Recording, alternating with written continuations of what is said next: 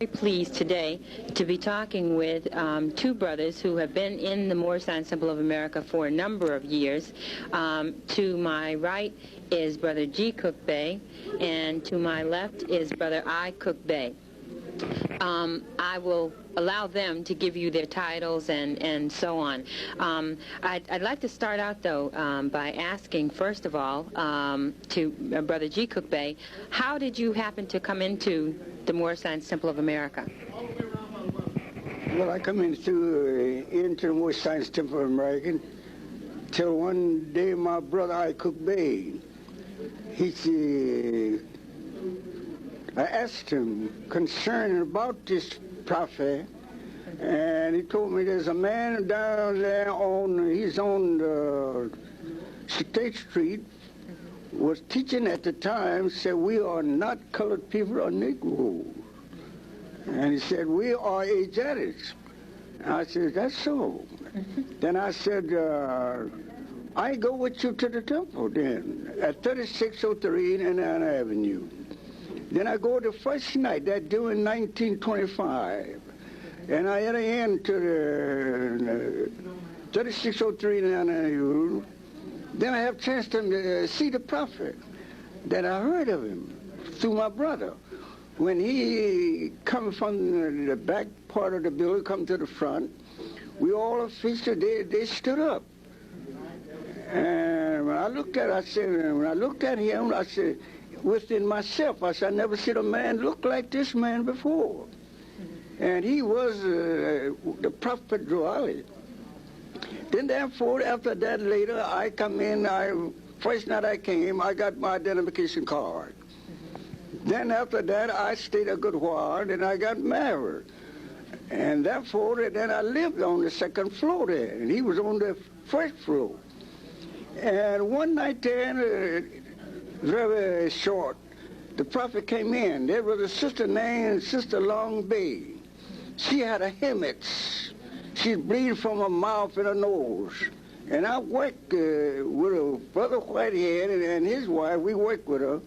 And we couldn't do anything but putting scissors in her hair and put nails and so forth, matches and so forth. Yet, brother, he came up, looked, he went on about his business, come back. Then I watched his eyes. He was a man, he just looked at the sister to fly to his eyes. That blood ceased to beat. And the sister went on into a room, conscious of herself just like we are here today. Then after that, I was that holy prophet, and I come to be a sheik. And I take that sheik vow after he did this great macro. And I saw this, I said, nobody can tell me this ain't Jesus. I said, never seen it. I said, I read of this in the building history of the European. He said, there was a woman that had initial blood for 7 years. That woman just touched his garment. And the virtue of him went out and healed this woman. He didn't ask the question who touched him at all. The woman was 7 years. She come to be a sound well woman. Then after that, I taken that vow, went on into the chamber and come to be a sheik. And I was the first mufti in the United States. The prophet taking the black fez from his head and placed it on my head. And then he told me, he said, son, take the streets. All the rest of the ministers, the holiness people in the church, people ran them in. When he turned me loose, I was just like a lamb. I conquered every demon rose up against me. And I put them out of business. They left there, and then another one came up, talking to me, interrupted me by teaching in the street. And I reported to the prophet when I come in that night. Noble Dryas said, son, you go ahead. You won't see him no more. You won't be bothering him. And that was all of that. Then I appreciate it very much. Then later years, we going on, he sent me out on the field. Then I left there doing that in 1929. And 25 I left and went on out on the field, stopped in Pittsburgh, Pennsylvania, on one of the head officials, Brother Crim Bay. He was a governor at that time of Baltimore, I went to say, into Pittsburgh. And I stayed there a while. Then from that I went on into Baltimore, Maryland. During the 1925 and 28, my brother, with his help, the prophet sent him to me and Marie. Then we opened up the first temple on Sharp Street. We opened the temple there. Then we moved from Sharp Street over further to the west part of the town. Then my brother, he went into the east side, opened up the temple with the sister and I worked with him. And from that on, we established 2 temples there. And we had no more trouble. When I tarried there, during 1929, when there was a message came that the prophet had paid during 1929. Then that brother was in the paper today. He said, Brother Cook Bay wrote me a letter, said, be in the temple. The prophet is passing through there. And I, Marie, was in the temple at that time. Then when we came in, about 12 o'clock, that's when the prophet passed through. All of them went out of the temple, except I and my wife, we was up on the second floor. We heard a mighty noise, singing, everything in. Very interesting. I'm sure, I know it was to me, and I'm sure it will be to all who view this. Brother Ikupe, it sounds like you were the inspiration behind all of this. Right. Can you tell us how you happened to hear about the Moore Science Temple of America? I met as follows in 1925 here in Chicago on State Street, 33rd and State. And some of his followers was out on the street teaching. Telling our people we are not Negroes, black, colored folk, neither Ethiopian. And said, Allah have blessed us and sent us a holy prophet to teach us our national and divine creed. And so he's now at 3603 Indiana Avenue, the holy prophet. And they told me, said, now when this meeting over, you all who want to come see him, come with us.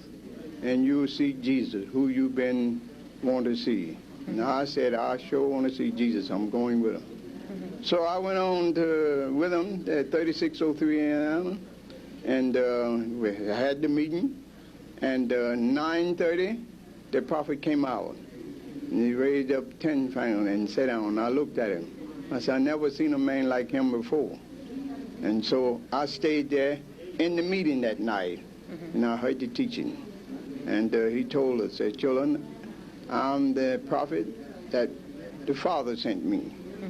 He said, Brother Marcus Garland was my forerunner, and he warned y'all and told your pattern meet the coming prophet. Said, I'm he. And so I was perfectly satisfied when I heard the teaching that night. And the next night I came back, I got my card. It was 1925. And so 1928, as my brother said, he was in Baltimore. The prophet said, son, I want you to go to Baltimore and help your brother.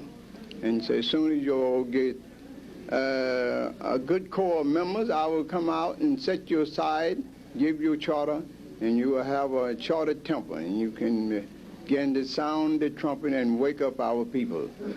So I took him at his word. I went, left in April 1928, and went to Baltimore. And so we stayed there 3 years, 9 months. And we set aside 2 temples there in Baltimore. I was on the east side, my brother was on the south side. He had temple number 13, I had temple 22. So I got started with one family, went in their home, the whole family joined. Wow. My secretary, the chairman, treasurer, everyone, they all fell in. And so we were off there and we set up 2 nice temples there, and we stirred that city, Baltimore. And so they carried on until the conflict come up. And so we have some members here now from Baltimore. They're going to continue on, and they're going to reset the temple and going to start it back up. And they'll come to be members here in the Grand Body here in Chicago. Neither one of you long to realize that Prophet Noble Ali was a divine prophet. That's right.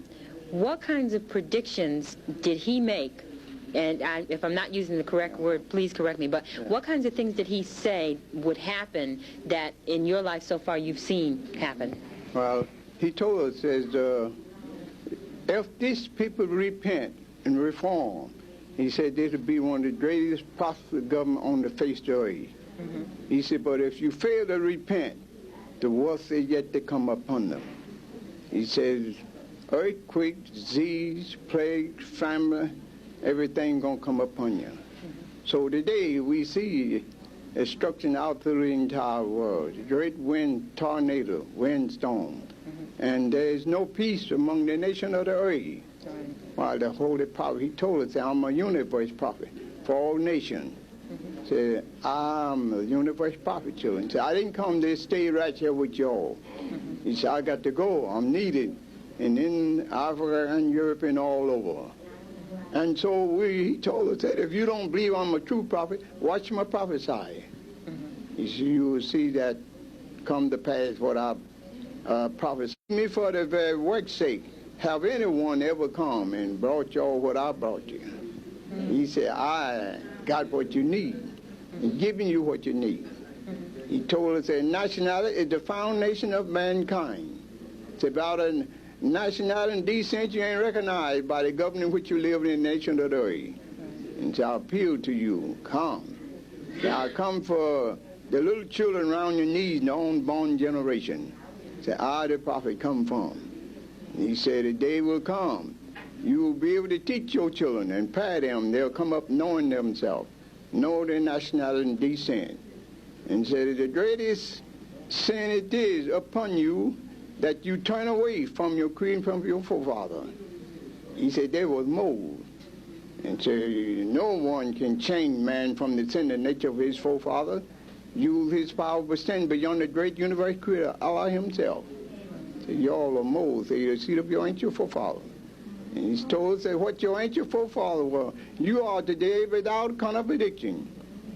There is no one that is able to change man from the sin and nature of his forefather. Use his power but stand beyond the great universe creator, Allah himself. And says you can't unchange a man, you can call him whatever you will or may. And said when they brought our forefathers here, they was mold wearing this what I'm putting on y'all, fez and turban. And said they landed them in Jamestown, Virginia, put them on the block and sold them, made slaves out of them. And he said, now I have come for your freedom. He said, I have any seat to the United States government, to the head official. And everything I went for, I got it. And said, they give it to me. That's right. See, he told us that. To me, all of the information that these beautiful brothers are giving to us, and I'm sure that other young brothers and sisters across the nation would also enjoy sharing ideas with you. What kinds of suggestions would you make, or what kinds of advice would you give to a young brother or sister in the Moorish Science Temple of America now? Would I advise them to come, first thing, take out your identification card from the Moorish Science Temple #1. It was necessary.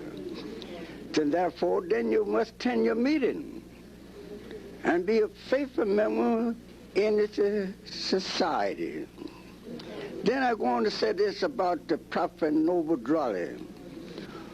One evening about 5 o'clock, I was going to the east side in Baltimore to temple on the east side. There was a bird filled the trees, singing a beautiful song, till it stirred my very curiosity. There's a little bird sparrow I had on my sheet bag, like I have on now, came out of the tree and light right down on my sheet bag with a little claw fastened in it. Then I tossed him here and went back into the sky, up in the trees. Then that coming day, I got a letter from Brother Melil informed me that the prophet had passed. That was the great warning I got. That was a letter through the little bird. Give me an idea what was expecting to come. And that next day I got a letter. The prophet passed. When he passed, I felt the vibration. Shook me up. And I didn't know. I said, what are we going to do now? But I had a thought about it, what he said then. See, I didn't come for you only. in America and say, I'm a universe prophet. Said those sisters in India now, say they're jumping this high now, looking for the prophet. And just like he said he be here talking to us. Said, when I'm talking to you, I'm far away. I'm in India at the time with a mighty thought. Then that touched me. That touched my heart. When I heard him speak such a word as that, I grasped it. Reason I believe he was a true divine prophet. He formed miracles that no other man that I have never seen perform in my lifetime. And I believe he was a true and divine prophet. He said plain English, you don't believe I'm the true prophet? Watch my prophesy. He prophesied these things that come what we are in today. All we got to do, prove faithful. Hold fast to his fidelity. Let no man take it away from you. Stand up on that, your indignity. Stand on the square, that 45 degrees. Now I go on to say, the Holy Prophet talked to me natural, plainly. Some brothers say you can't look the prophet in the eye, and the prophet said face to face, talking to one another on what the event we are in today. He said, look at me, good, in the official meeting. Said, look at me. Say, will you know me? Said, many of them come and say, I am the prophet. See, I want you to look at me. We checked him. I looked at him and all the rest of them. He said, many of them come and say, I am the prophet, the resurrecting prophet.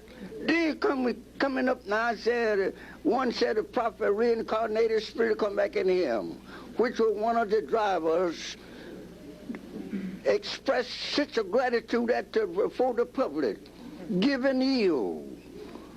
He was a sheep, went through the sheepboard, same as I and my brother. And therefore I would say today, there's many prophets there in Baltimore now. Said they are the prophets. One say I'm allied. That's common sense. You and I are allied. Just teach you and I say, man, we as a seed came right from the heart of Allah. The heart of Allah. And therefore, Allah is a thought, and man is a thought. Man is an ought, Allah is an ought. Allah and man are one. Turn it to my brother. Okay, thank you very much. Brother Ikupe, just quickly, because we don't have very much time left, right. If you could tell us what kinds of things you see coming in the future for the Moore Science Temple of America. Well, this is the principle for our people. The Moore Science Temple is their salvation. The thing we need is a principle. Our people, they are the master science, are very intelligent people. One thing they are liking for, their name and their nationality and descent, their own creating principle.